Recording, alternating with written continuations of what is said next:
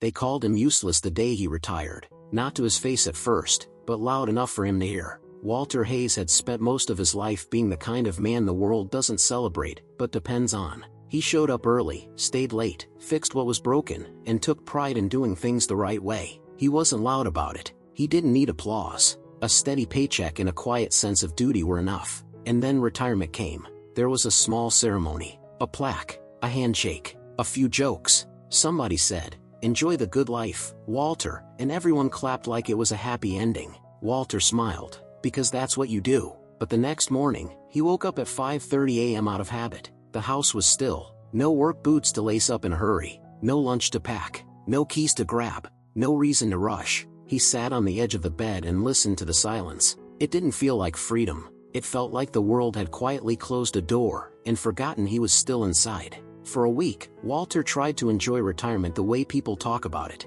He walked around the neighborhood. He watched the news. He reorganized the garage. He even tried sitting on the porch with a cup of coffee, telling himself this was peace. But peace is warmth. This felt cold, because a job isn't only a paycheck. Sometimes it's the last place where people still need you. Sometimes it's the last place where your name still means something. A few days later, Walter wandered into the local hardware store, more out of routine than necessity. He walked the aisles slowly, reading labels he didn't need. He held a small box of nails in his hand, then put it back, then picked up a screwdriver, then set that down too, just filling time. Two younger men came down the aisle, talking about deadlines, promotions, and how busy they were. Walter stepped aside politely to give them room, the way he always had. As they passed, one of them laughed and said, "Man, I can't imagine retiring. What do you even do all day?" The other replied, "Nothing. You just sit around. Kinda useless, right?" They didn't say it cruelly. They didn't even mean Walter.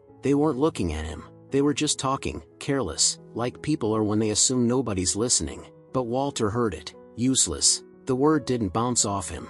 It sank in, slow and heavy, like a stone dropped into a deep well. Walter kept his face calm. Old training. Don't make a scene. Don't show your feelings. Be a man. Be fine. He walked to the front of the store with empty hands, nodded at the cashier, and went outside. In the parking lot, he sat in his truck with the engine off, staring at the steering wheel. His fingers rested on it like he was waiting for it to tell him what direction to go. Because if he was honest, he'd been thinking the same thing.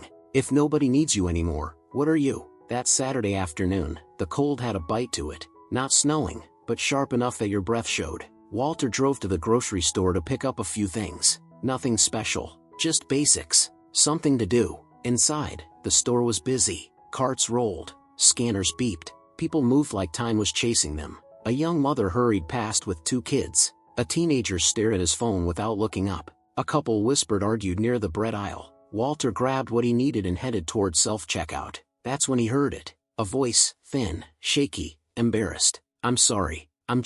I can't find it." Walter turned and saw an elderly woman near the self-checkout screen. She clutched her purse close to her body like it was the only thing keeping her steady. Her hands trembled slightly as she dug through receipts and folded papers. A store employee stood nearby, trying to keep his tone polite, but his posture said he was already impatient. "Ma'am," he said, "if you don't have the card or the number, I can't apply the discount." The woman nodded quickly. "I do have it. I wrote it down. It's somewhere. I'm sorry.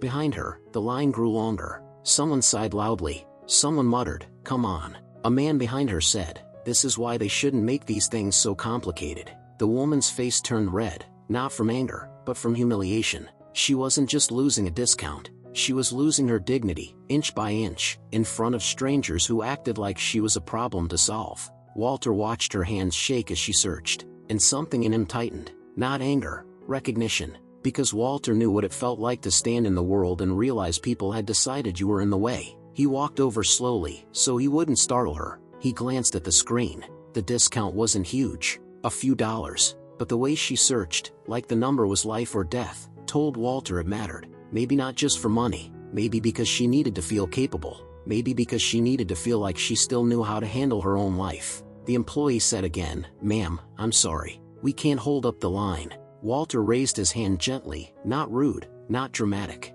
just steady. "Give her a second," Walter said. The employee blinked. "Sir, we're just trying to keep the line moving."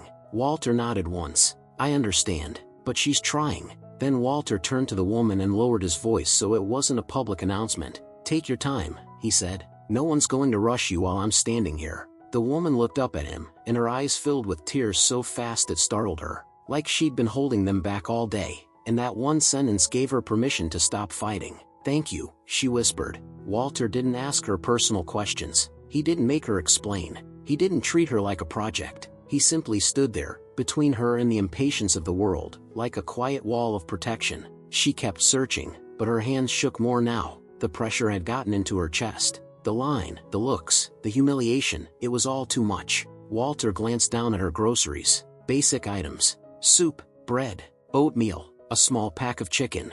Not treats, not extras. The kind of careful shopping people do when they count every dollar and hope nothing unexpected happens. The employee shifted his weight impatiently. Walter reached into his pocket and pulled out his wallet. The woman noticed and shook her head immediately. "Oh no, sir, please. I can't." Walter spoke softly. "I'm not trying to embarrass you. I don't want charity," she whispered, the words tight and fierce, like pride was the last thing she owned. Walter leaned in slightly, voice gentle. "Then don't call it charity," he said. "Call it neighbors. That's still allowed in America." He turned to the employee. "Calm, simple. Ring it up with mine." The employee hesitated. "Sir, are you sure?" Walter nodded. "Yeah, I'm sure." The woman's mouth opened, but no sound came out. She pressed her lips together, trying not to fall apart in public. Walter didn't smile to the crowd. He didn't look around for approval. He didn't perform the moment. He paid like it was normal, like kindness was still the rule. The receipt printed.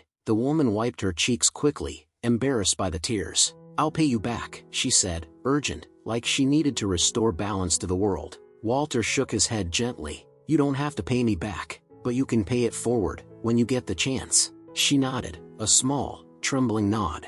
"I will," she promised. "I will." Walter gathered his own bags and stepped away, expecting the moment to end there. He didn't know someone else had been watching. Near the entrance, by the vending machines, a teenage boy stood with his phone in his hand. He wasn't filming the receipt. He wasn't filming the payment. He was filming what mattered. The way Walter spoke. The way Walter stood there, calm and unshakable. The way the woman's face changed, from fear to relief, because one stranger refused to let her be humiliated. Later that evening, the teen posted the clip online with just one sentence. "This is what a real man looks like." By the next morning, people in town were sharing it. By Monday, people outside town were sharing it too. And by Tuesday, Walter's phone started ringing.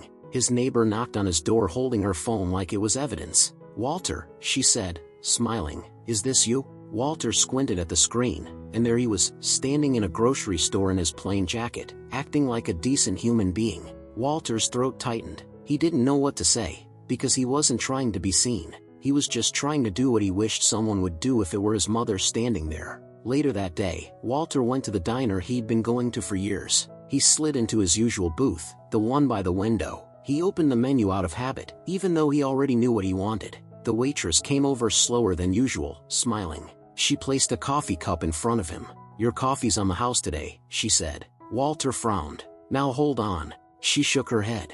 "No, it's on the house." Then she looked at him, serious and warm at the same time. "My father's your age," she said. "Some days he feels like the world's moved on without him." Walter's hands stilled. The waitress continued, "Thank you for reminding people, older doesn't mean invisible." Walter blinked hard, because suddenly his eyes were burning. He nodded once, like it was the only way to keep control of his voice. And it didn't stop there. At the grocery store, the manager asked to speak with him. Walter thought he was in trouble. He expected someone to tell him he'd caused a problem, held up a line, made things complicated. Instead, the manager shook his hand firmly. "Mr. Hayes," the manager said, "we've been talking."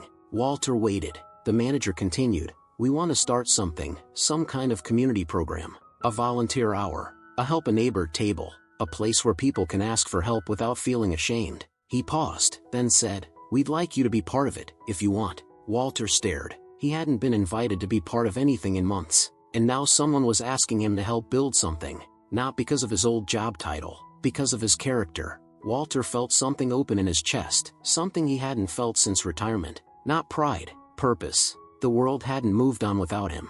It had just been waiting for him to lead in a different way. A few days later, Walter found an envelope in his mailbox. No return address. Just his name, written carefully. He carried it inside like it weighed more than paper. At his kitchen table, he opened it and pulled out a handwritten letter. The letter said, "Mr. Hayes, you helped my mother at the grocery store. She didn't tell me at first. She was embarrassed, but when she got home, she cried. Not because of money, but because someone treated her like she still mattered. We lost my father 2 years ago. She's been struggling ever since. I'm a nurse. I work long shifts. I can't always be there. But that day, you were there. Thank you. P.S. My mom kept saying, that man looked like he still had purpose. I hope you find yours too." Walter read it once, then again. Then he set the letter down slowly, like his hands had forgotten how to move, and he covered his face with both palms. Because the word useless came back to him, those two younger men in the hardware store, how casually they'd said it, like older people were just leftover.